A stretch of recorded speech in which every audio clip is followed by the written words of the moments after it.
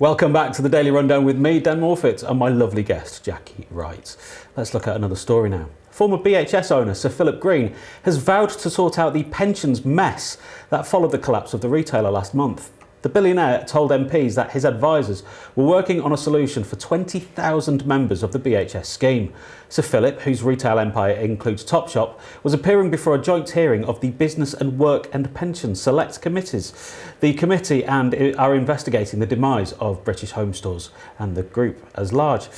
He has come in for some criticism for his management of the pension scheme and the sale of BHS in 2015 to a former racing car driver and bankrupt Dominic Chappell, who had no previous retail experience. Sir Philip was pretty tetchy about the whole thing today. Is this the end of the story, do you reckon, Jacqui? Not if there's pensions involved, no. There's a hole at the moment of around £580 million.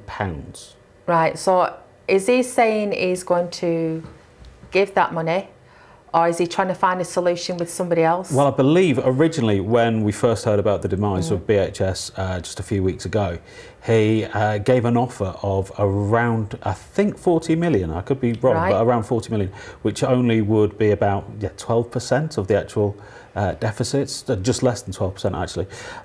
So he's offered an olive branch. He's not legally bound to offer any money. Right. But this select committee today at Parliament, he did come across as contrite, but also slightly confused about his business. And still people are questioning why he sold BHS to this guy for £1. To this guy who's been made bankrupt a few times. Dominic Chappell, the former racing car driver, who by others has been described as a Sunday League retailer and a Premier League liar. Right, but apparently isn't Philip Green saying he's sorry he sold it to him now? He's saying he's sorry he sold it to him. But he sold it now. He sold it. It's irrelevant. Yeah. He's sorry now he's sold it. So these people who work there, they're in a pension scheme. There's 11,000 people that work there currently, and of course around 9,000 other ex-workers, and their pension plan has got a massive hole in it. It's just Robert Maxwell all over again. That's what it is. It's just. You thought we would have learned the lessons of him going for that permanent swim, shall we say, off his yacht? Yeah, that permanent swim. But that's what it's like. He was doing something similar. You're messing about with people's lives. You're messing about with your employees. I would imagine a lot of them have worked there a long time. Lifers. And so they've put a lot of money in. We don't at the moment know if there's been any impropriety with the pension funds. What we do know, though, is a few years ago, the owner of Arcadia, which was the umbrella corporation for British Home Stores as was, who's Sir Philip Green's wife, she's a resident in Monaco. I believe so. And when she took a dividend of around £400 million from the business, people questioned it then. And is this all legal? Are they allowed to? I believe it is. I believe it is. It's creative accountancy, I believe some people are calling it, but it is all perfectly legal, and as yet nobody's been accused or charged with any impropriety. But it affects people's lives. It affects people, normal people who go to work, who've worked there a long time, irrelevant how long they've worked there. They're doing a job and they expect to have their pension that they paid into, and that he's probably paid into. If it's a company, they paid into it as well.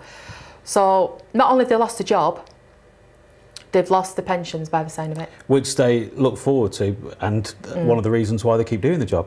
Looking at the Select Committee this morning, to be fair to Sir Philip Green, he was talking about how a third of his life was with BHS. It was an empire that he loved, that he took on.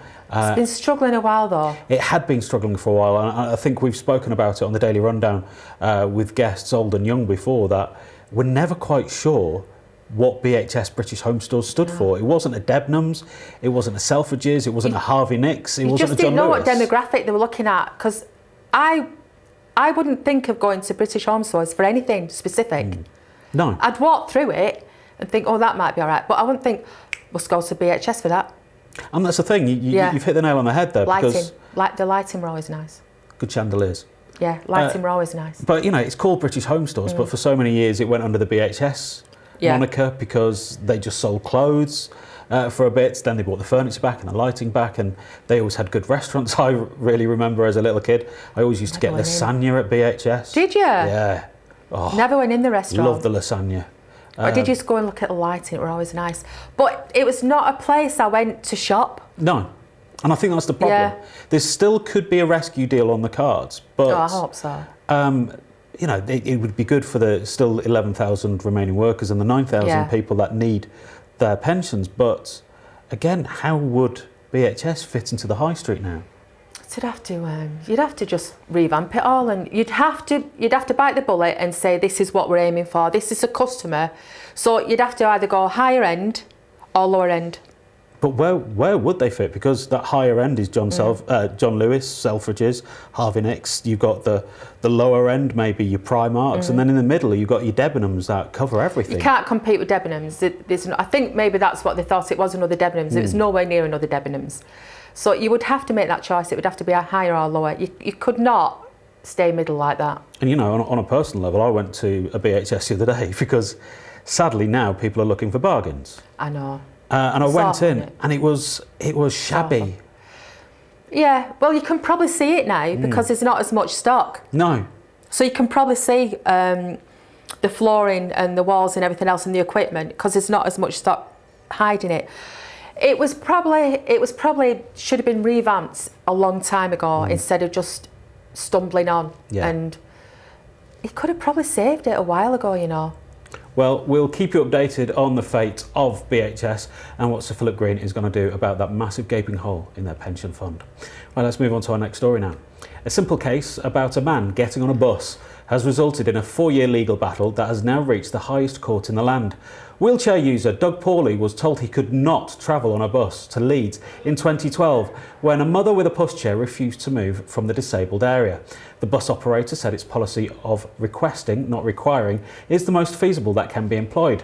The case is the first disability discrimination case involving service providers to be heard by the Supreme Court. So who's right and who's wrong in this instant, do you think, Jacqui?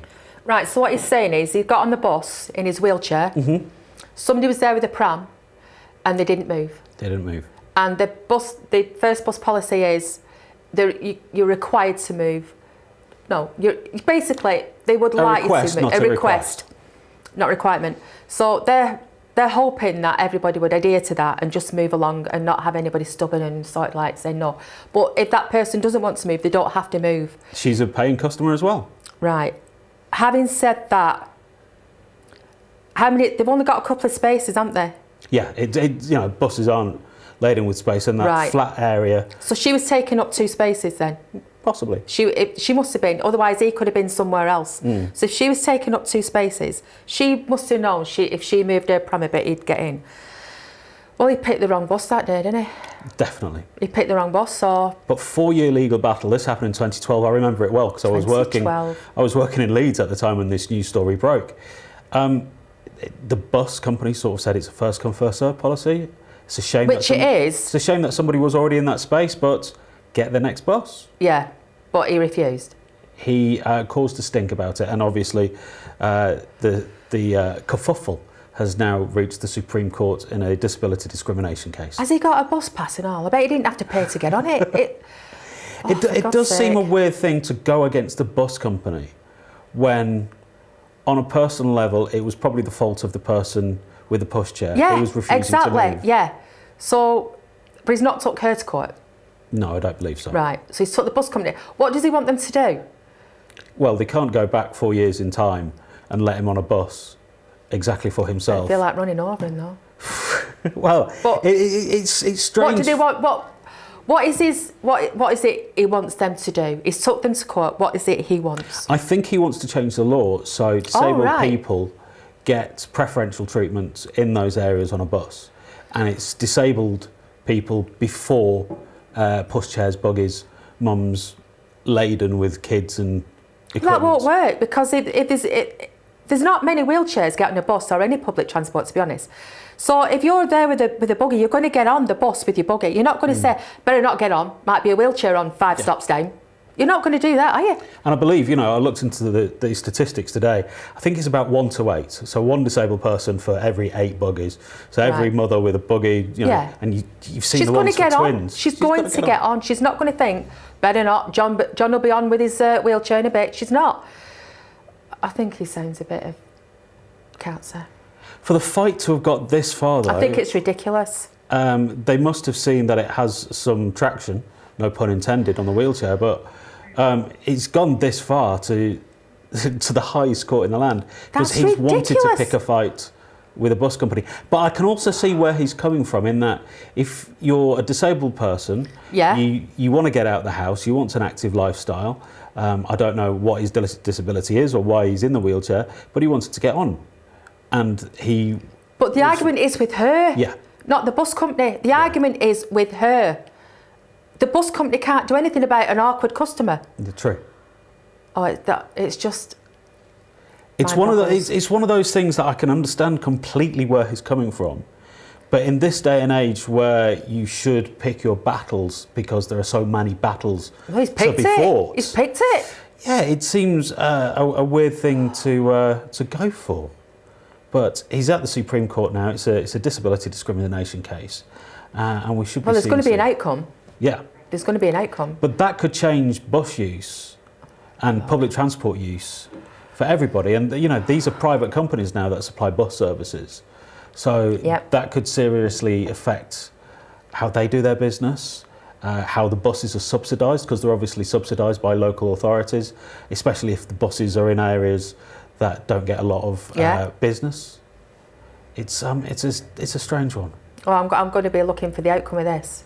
I'm No. interested in this one. Yeah, definitely. We'll definitely be looking at the Yeah. outcome of this story as well, and we'll update you, of course, on the Daily Rundown in our news pieces.